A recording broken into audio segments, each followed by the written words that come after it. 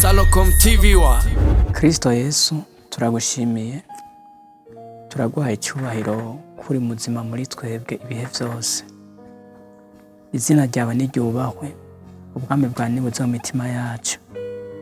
Turagushimiye ko waduhaye ibanga ryo gukiranira ubwami bwawe muri ibi bihe, kugira ngo tubeho tutaciganza ariko tuganzwa nawe Kristo Yesu.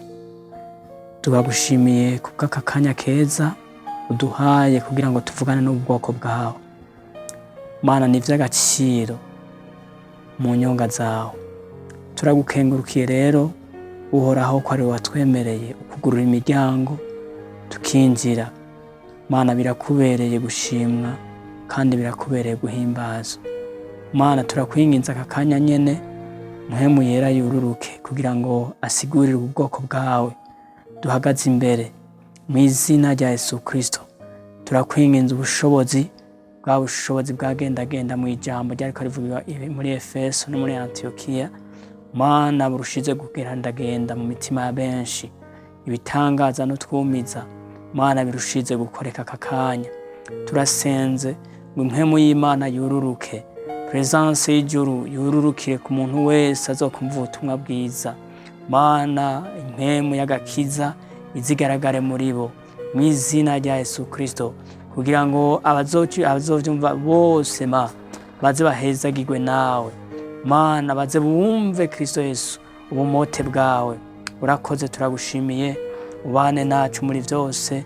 Aka kanya kose turagasengeye, urushize kukabamwo kandi utugirire neza, kabe akanya k'ikimazi ku bugingo bwacu ndetse no ku bugingo bw'ubwoko bwawe busagaje buzokumva Mana mu ijuru ubutumwa.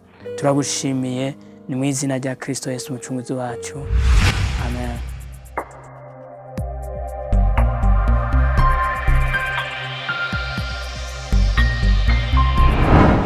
utibage gufyonda kuri subscribe ino nzogera no kuri tute. Je nkuko mumbona nitwa Bikorimana Wilson, ndi umukozi w'Imana. Nsanzwe mba muri iki gisagara cya Gitega muri quartier Zege. Je nkaba nkorera Imana mu ishengero ita Pentecote Jehova Nisi, nkaba ndaritwara mu ntara ya Mwaro. Turashima Imana kubw'aka kanya keza n'iribakwe tugiriye go guhagarara imbere y'abubahwa nka mwebwe. Rero twagomba mu mwanya muto dufise dusangira ijambo ry'Imana uhoraho yashize ku mutima wanje. Zukuri aka kanya nashaka ntimwe abahombe, ariko aka kanya kababera k'ikimazi.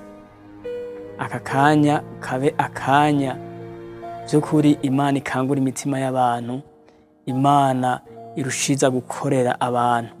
Kuko birashika ugasanga aka kanya nibakwe umuntu agiriwe, canke birashika ugasanga aka kanya n'ubuntu Imana, hariho ubuntu buza kukubaho kubwira ijambo ry'Imana.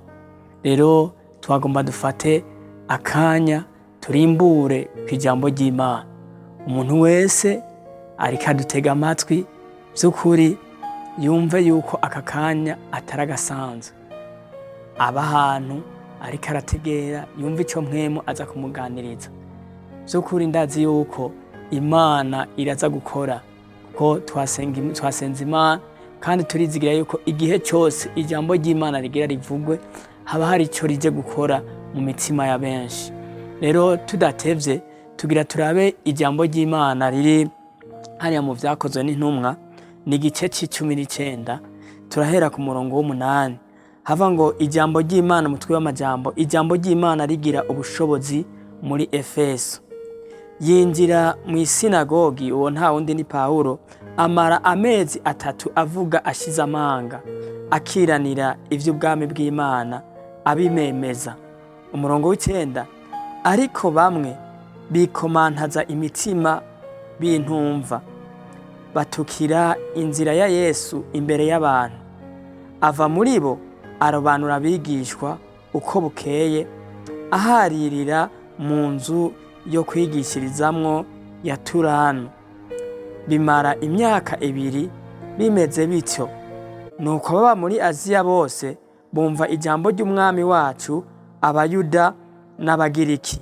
Kandi Imana ikoresha amaboko ya Pawulo ibitangaza vy'agaheta vyatuma bashira abagwaye ibitambara ni ivyambazo bivuye ku mubiri wiwe, bagakira indwara zabo, impwemu zihumanye zikabavamwo. Amen. Iri ni jambo ry'Imana vy'ukuri nashaka ko ryo gufasha uri kuranyumviriza aka kanya. Aha turabona yari Pawulo yari yagiye kuvuga ubutumwa muri Efeso ndetse no muri Antiokia. Iki gihe aba mu bihe asanga ari bihe bigoye, ibihe aho yari kavugira ubutumwa bitari vyoroshe. Ariko Pawulo wewe icyo gihe cyose yamaze imyaka 2 ari aho hantu, ariko anigana n'abantu badashaka kumva ijambo ry'Imana, bafise imitima ikomeye nk'iyamabuye. Aka kanya Pawulo wewe nta bwoba yari afise na butoyi, kuko iki gihe Pawulo yarazi yuko hari icyo Imana izokora. Rero ijambo ry'Imana rimaze gushika aha muri Efeso no muri Antiokia, abantu rigasanga abantu barakomantaye, imitima yabo ni nk'iyamabuye, ariko agira umwete wo gukiranira ubutumwa bwiza, agira umwete wo gukiranira ivy'Uhoraho yashimye yuko avugira muri ico kibanza.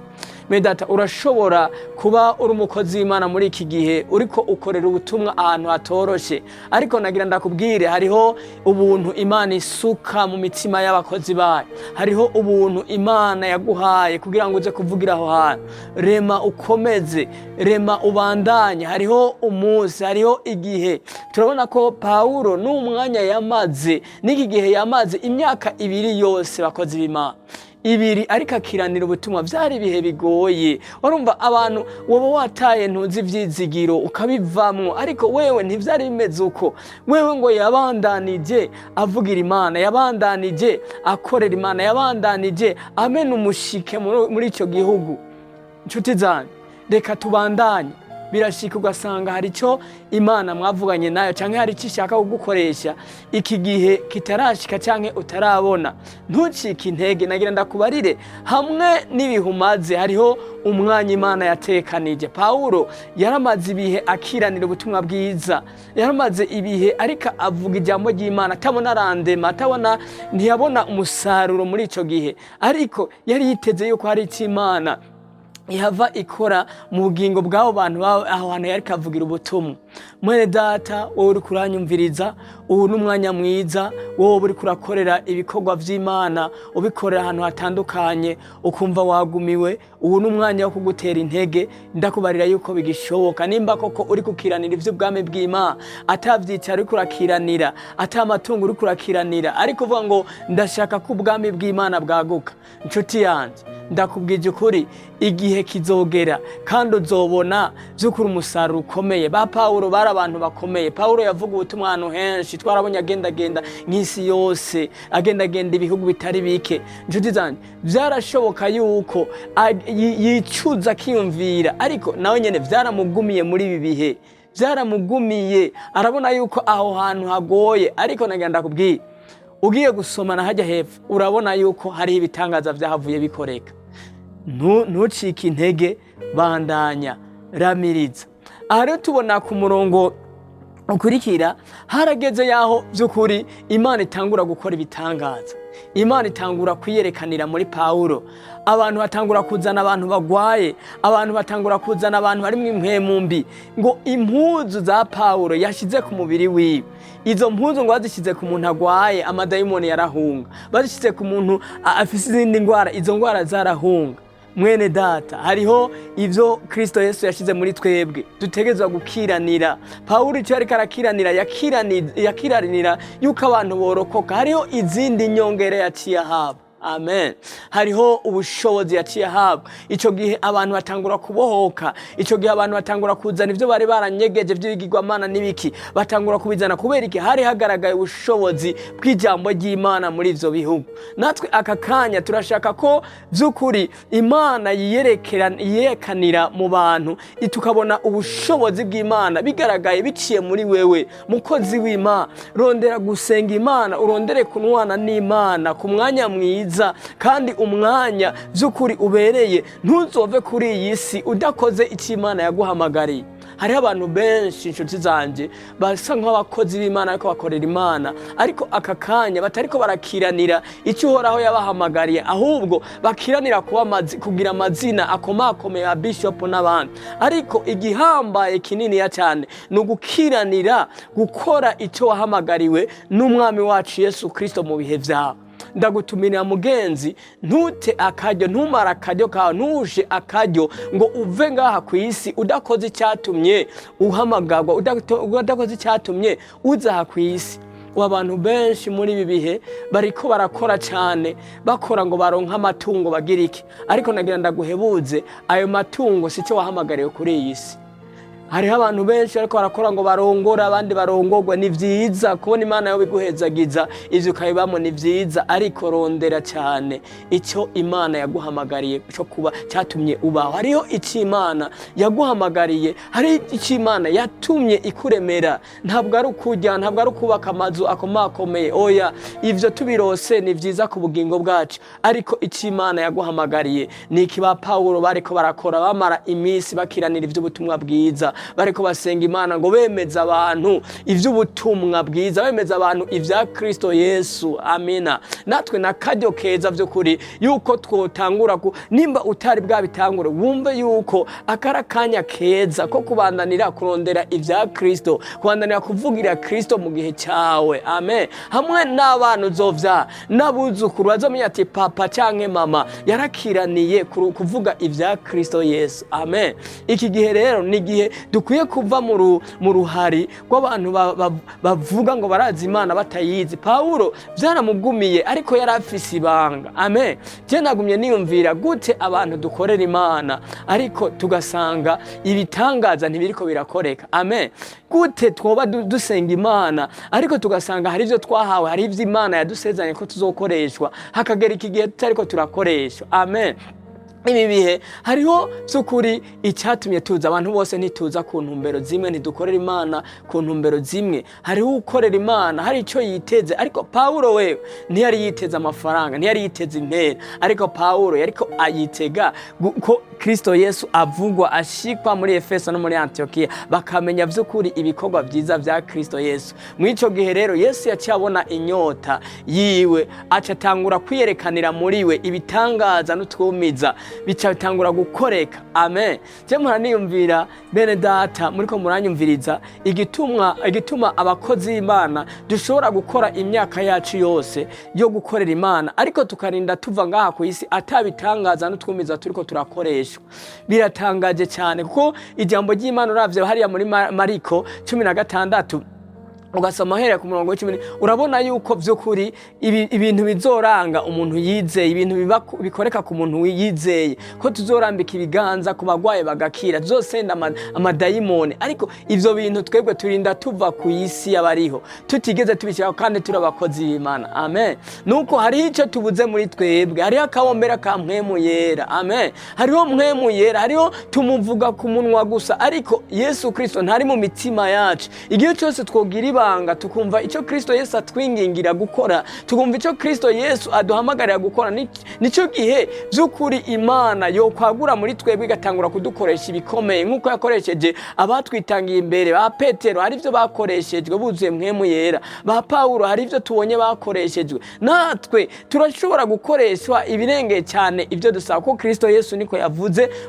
ngo abizera ivyo we yakoze ngo bazokora ibiruta cyane ivyo we yakoze. Amen. Natwe rero muri ibi bihe ni ibihe dutegerezwa kuzura umwuka w'Imana, ni ibihe dutegerezwa kugenda twuzuye mpwemu yera. Iki gihe dufise amashengero, dufise abantu ibihumbi n'ibihumbi tuvuga ngo turasenga Imana, mugabo ntitwuzuye mpwemu yera.